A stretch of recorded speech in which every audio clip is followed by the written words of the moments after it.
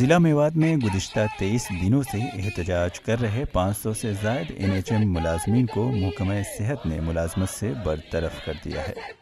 वो कर्मचारी का ये एक हथियार है कि मेरे हकों को मुझे दे दो, वो इसलिए आंदोलन करता है। लेकिन सरकार ने इसके खिलाफ काम किया है और 504 कर्मचारियों को टर्मिनेट कर दिया है। लेकिन टर्मिनेट होने के बावजूद भी कर्मचारियों का हौसला बरकरार है, क्योंकि ये कर्मचारी वो हैं जो स्वास्थ्य विभाग में रीढ़ की हड्डी का काम कर रहे हैं।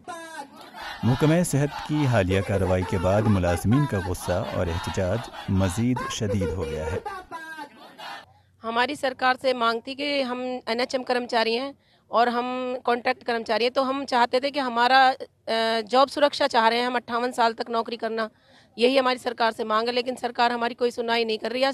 मुलाजमीन का मुतालबा है कि हुकूमत उन्हें मुस्तकिल मुलाजमत फराहम करे और रियासत पंजाब में मुलाजमीन के लिए नाफिजुल अमल तिब्बी सहूलियात उन्हें भी फराहम की जाए।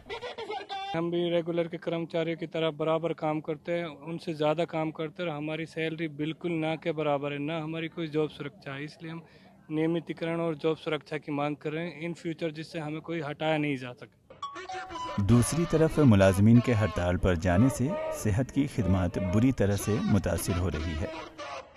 सारे कर्मचारी हड़ताल पे हैं जी। हम दवाई करवा रहे हैं तो हम परेशान हैं यहाँ पर जी। 3-3 4-4 दिन यहाँ रोड घूमते हैं और वापस चले जाते हैं। सारी दिक्कत ही दिक्कत है जी। यहाँ पे 4 दिन से कोई इलाज नहीं है। हम डिलीवरी लेके आए यहाँ पे, कभी मांडीखेड़ा के लिए, वहाँ के नल्लड़ के रेफर लिख कर जा, वहाँ से गुड़गांव के लिए। उनकी स्टाफ नहीं है, ये नहीं है, कोई भी कुछ कहने को तैयार है, लेकिन कोई काम करने के लिए तैयार नहीं है।